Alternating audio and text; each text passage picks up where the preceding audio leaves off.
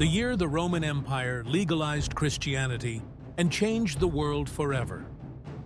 In the year 313, the most powerful empire on earth made a decision that would permanently alter the course of global history.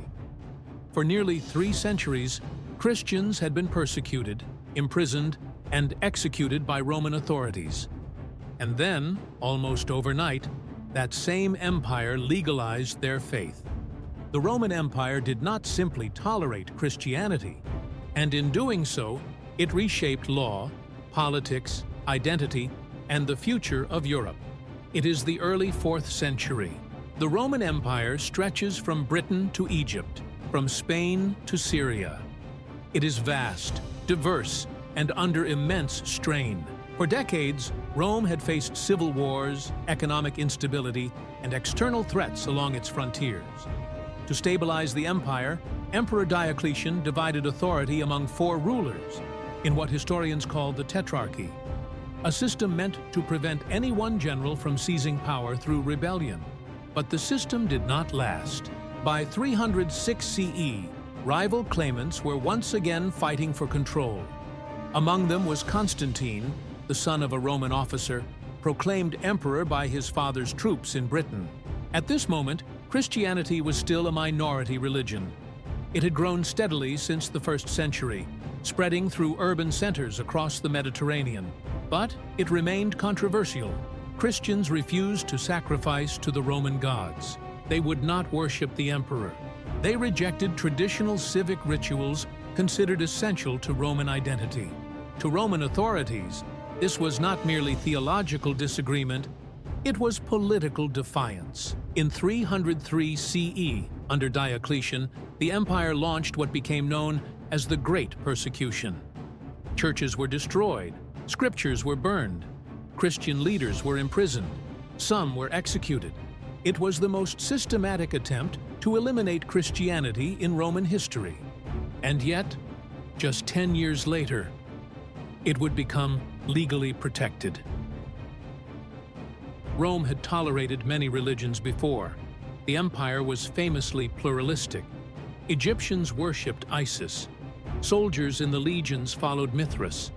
Local gods were absorbed and recognized across provinces. So why had Christianity been treated differently? Because Christians were exclusive. They insisted that their God alone was true. They rejected participation in state rituals.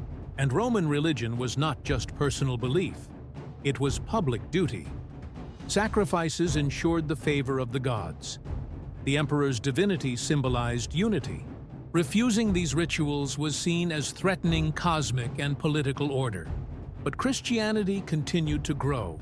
By the early 4th century, Christians were no longer a fringe group. They were present in cities, in the army, and even within the imperial bureaucracy. Suppressing them had become increasingly difficult. And then came a moment that Roman sources themselves describe as transformative. Constantine and the Battle of the Milvian Bridge. In 312 CE, Constantine marched toward Rome to confront his rival, Maxentius. According to the Christian historian Eusebius, Constantine experienced a vision before the battle. He reportedly saw a symbol in the sky, a sign associated with Christ, accompanied by the words, "In this sign, conquer." He ordered his soldiers to place a Christian symbol, the Chi Rho, on their shields. Whether this vision occurred exactly as described remains debated among historians. Some suggest it may have been a later Christian interpretation. Others argue Constantine may have already been favorably disposed toward Christianity for political or personal reasons. What is certain is this: Constantine defeated Maxentius at the Battle of the Milvian Bridge. He became ruler of the Western Roman Empire. And the following year, in 313 CE, Constantine and his co-emperor Licinius issued what we now call the Edict of Milan. The Edict of Milan did not make Christianity the official religion of the empire. That would come later, in 380 CE, under Emperor Theodosius. Instead, the edict declared religious toleration. It granted Christians and all other religions the right to practice their faith openly. It ordered that confiscated Christian property be returned. It ended state-sponsored persecution. For the first time, Christianity was not illegal. This was unprecedented.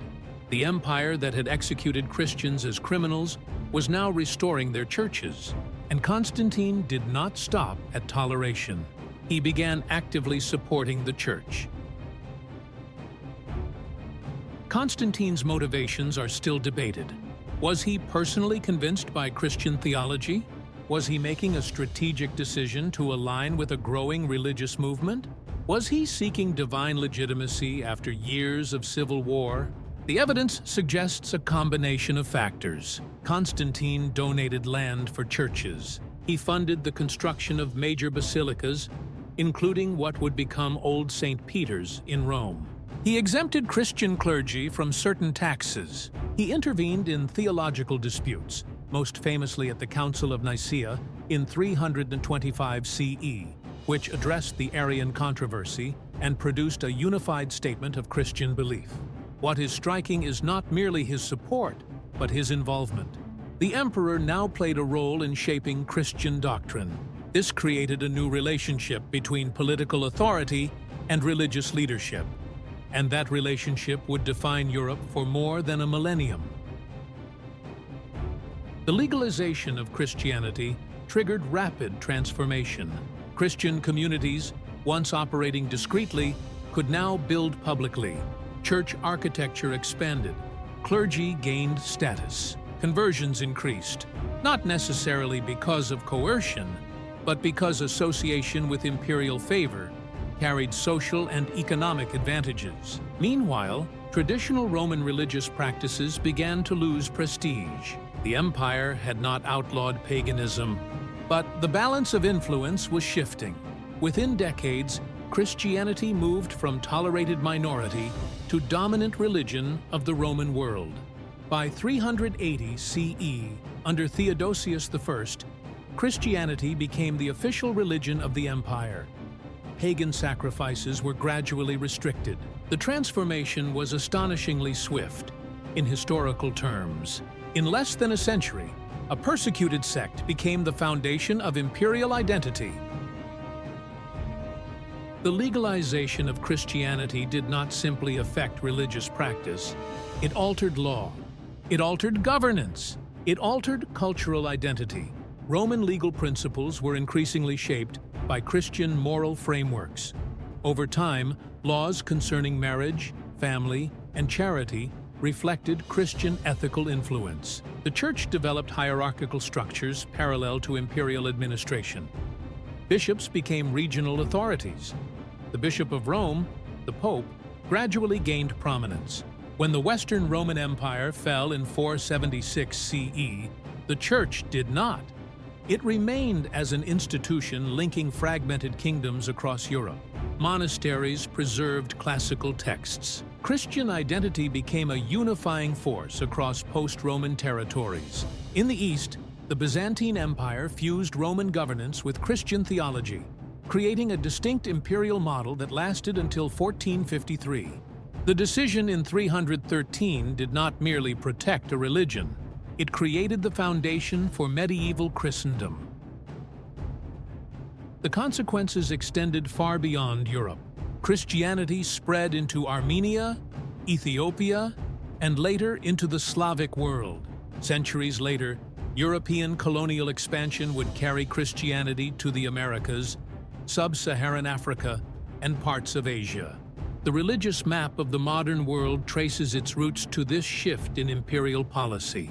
Without Constantine's legalization, Christianity might still have grown, but likely without the same institutional strength, architectural presence, or political integration. The relationship between church and state in Europe, sometimes cooperative, sometimes conflict-ridden, originates here. The idea of a ruler as protector of a specific religion became embedded in political thought. Even modern debates about religious freedom echo principles first articulated in the Edict of Milan. It is important to avoid oversimplification. Constantine did not instantly Christianize the empire.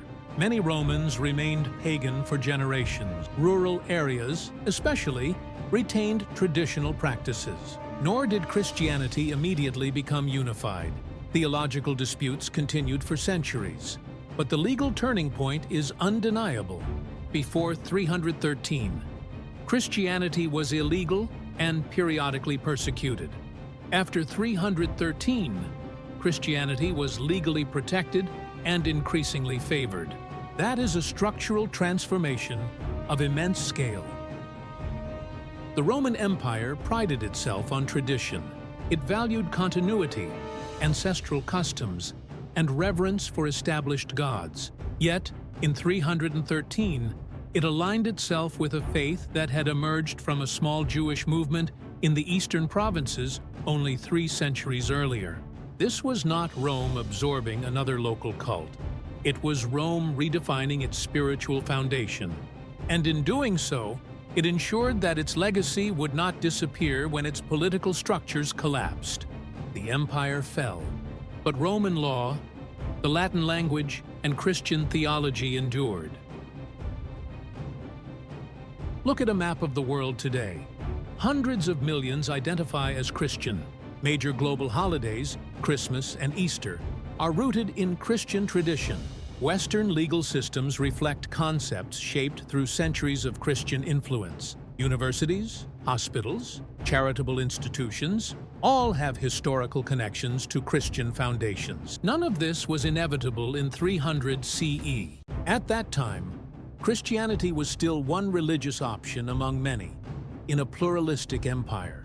The legalization in 313 did not guarantee global dominance, but it removed the greatest obstacle to institutional growth. It allowed Christianity to build openly, organize legally, and integrate with political power. That combination proved transformative.